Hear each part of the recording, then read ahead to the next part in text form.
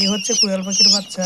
গত পর্বে দেখছিলেন যে ডিম বসাইছিলাম, ডিম বসানোর পরে বাচ্চাগুলো বাইরে হয়েছে। এখন দেখেন টুকটাক করে অল্প অল্প করে খাইতেছে।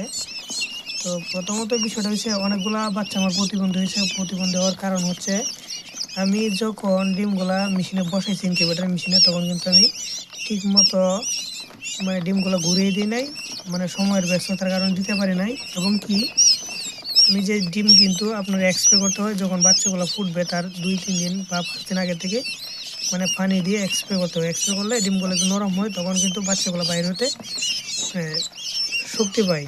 তো এই ছিল কি কি কারণে প্রতিবন্ধী হয় আপনাদেরকে বললাম। তো এই বিষয়গুলো একটু লক্ষ্য রাখবেন। আর বাচ্চা এবারে অনেকদিন পরে বাচ্চা ফুটাইছি, এই জন্য সময়ের ব্যস্ততার কারণে করতে পারি নাই। তো আপনারা এদের একটা রিকোয়েস্ট থাকবে, বাচ্চা ফোটানোর আগে যে যে বিষয়গুলো জানা দরকার সেগুলোকে জেনে বুঝে তারপর বাচ্চা ফোটাবেন। আর যদি ভিডিওটি ভালো লেগে থাকে অবশ্যই চ্যানেলটি সাবস্ক্রাইব করে পাশে থেকে বেল বাটনটি প্রেস করে রাখবেন।